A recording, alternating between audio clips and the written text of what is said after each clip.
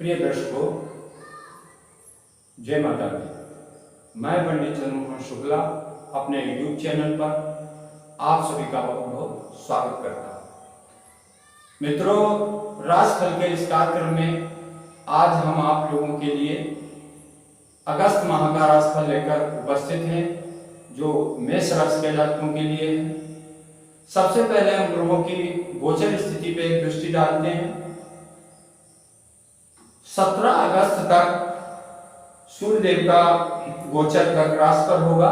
17 अगस्त के बाद वो सिंह राशि में पहुंच जाएंगे और मंगल देव का गोचर 18 अगस्त तक सिंह राशि पर होगा। 18 अगस्त के बाद वो कन्या राशि में पहुंच जाएंगे। बुध देव का गोचर पूरे माह सिंह राशि पर होगा और 23 अगस्त से बुधदेव बकरी हो जाएंगे। देवगुरु बृहस्पति का गोचर मेष राशि पर हो रहा है, साथ में राहु देव भी विराजमान है और शुक्र देव का गोचर 7 अगस्त तक सिंह राशि पर रहेगा। वो बकरी गोचर उनका हो रहा है।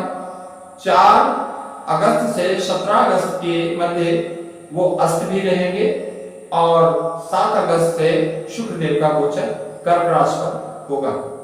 शनि देव का गोचर कुंभ राशि पर हो रहा है, वहीं केतु देव का गोचर तुला राशि पर हो रहा है।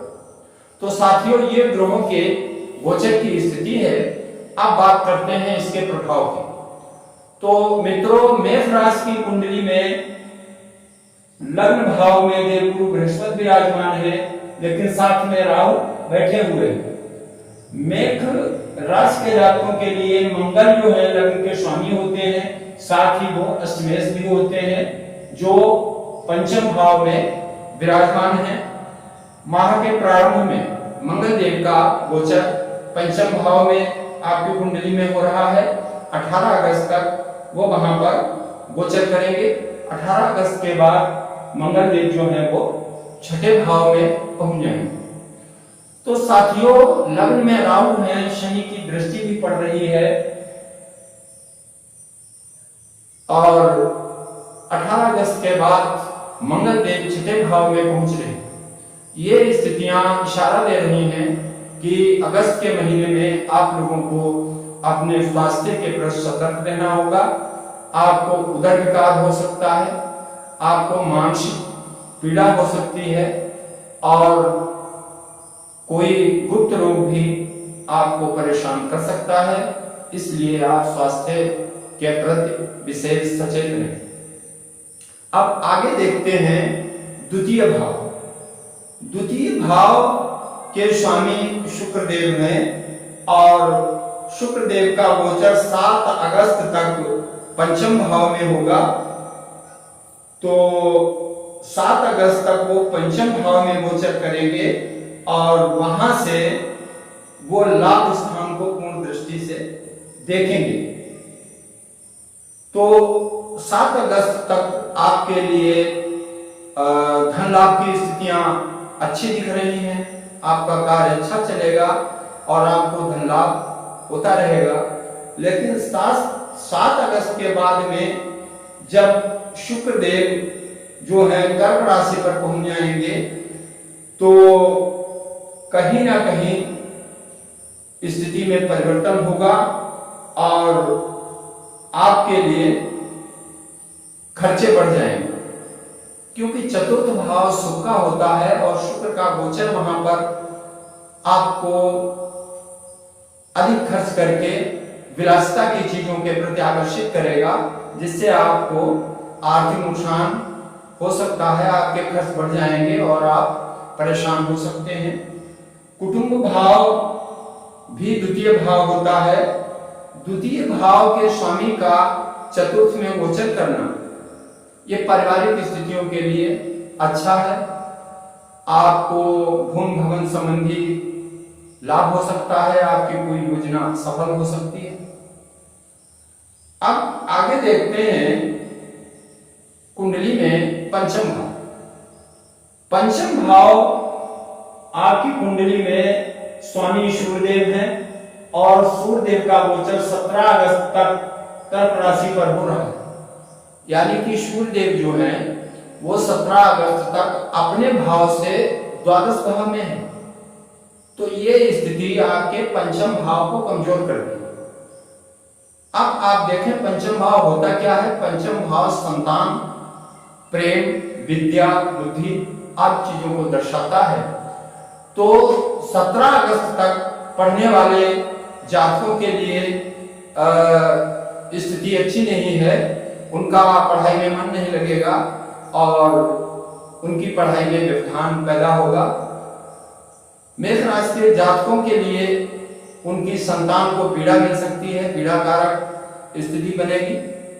और ऐसे जातक जो लव लाइफ में हैं उनके बीच मनमुटाव या तनाव पैदा होने की स्थिति दिखाई दे रही है। इसलिए आपको अपनी वाणी पर संयम रखना होगा और अपने फ्रेंडशिप में सद्व्यवहार का ध्यान रखना पड़ेगा। तो ये स्थिति आपके पंचम भाव की है। लेकिन 17 अगस्त के बाद जब सूर्य देव पंचम भाव में आ जाएंगे तो आपके लिए ये समय बहुत शुभ हो जाएगा। विद्यार्थियों का मन लगने लगेगा, उनकी शिक्षा में आने वाली बाधाएं समाप्त हो जाएंगी, प्रेमी जोड़ों को एक दूसरे के प्रति आकर्षण बढ़ जाएगा और प्रेम जीवन आनंद में हो जाएगा। ऐसी स्थिति अगस्त के महीने में दिखाई दे रही है। अब सप्तम भाव को देखते हैं। क्योंकि सप्तम भाव में केतु देव विराजमान है, राहु की पूर्ण दृष्टि पड़ रही है और शुक्र देव जो हैं वो सप्तम भाव के स्वामी हैं। शुक्र देव बकरी हैं, तो बकरी होने का अर्थ है कि षष्ठम भाव का कहीं ना कहीं फल आपको प्रदान करेंगे। परिणामता आपके जीवन साथी का स्वास्थ्य खराब हो सकता है, उनके लिए शारीरिक समस्याएं पैदा हो सकती हैं और आपके कारोबार में स्थितियां जटिल हो सकती हैं।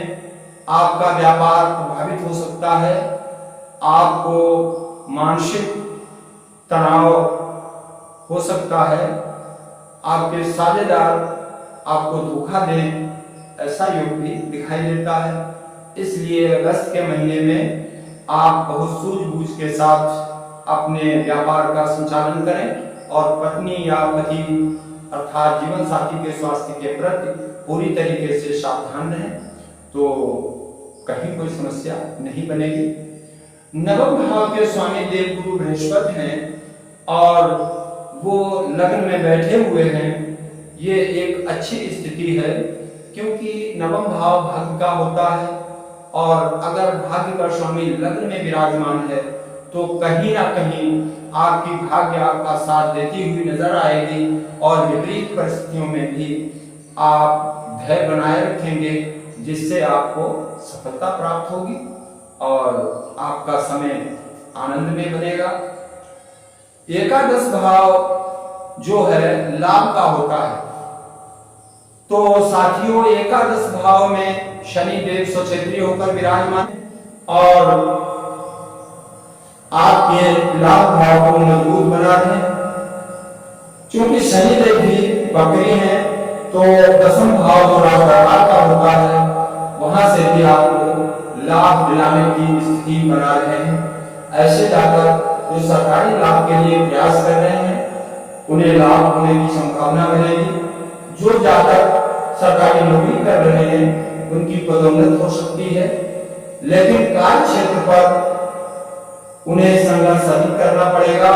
सहयोगी लोगों का सहयोग उन्हें प्राप्त नहीं होगा, जिससे उन्हें कष्ट होगा और वो मानसिक रूप से परेशान रहेंगे। लेकिन इस सारी स्थिति के बावजूद उन्हें लाभ प्राप्त होगा और उनका समय लाभदायक रहेगा। तो साथियों मेष राशि के जातकों के लिए अगस्त का महीना कुछ खास नहीं रहने वाला है और अगर तारीखों के हिसाब से देखा जाए तो मेष राशि के जातकों के लिए चंद्रमा 19 और 20 तारीख को छठे भाव में गोचर करेगा, जो रोग और ऋण का होता है। तो 19 और 20 तारीखें आपको आर्थिक नुकसान पहुंचा सकती हैं, आपका कहीं झगड़ा करा सकती हैं। और उसके बाद 24-25 तारीखों को चंद्रमा अष्टम भाव में होगा, जो दुर्घटना कारक योग बनाता है। इसलिए इन तारीखों को आप सावधान रहें। शेष महीना मिला जुला रहेगा। आप की राशि के स्वामी मंगल देव हैं, आप सुंदरकांड का पाठ करते रहें, भगवान हनुमान जी की पूजा अर्चना करते रहें, तो उनका आशीर्वाद प्राप्त होगा और आपका मंगल होगा। इसी के साथ हम अपना वीडियो पूरा करते हैं, फिर मिलेंगे। जय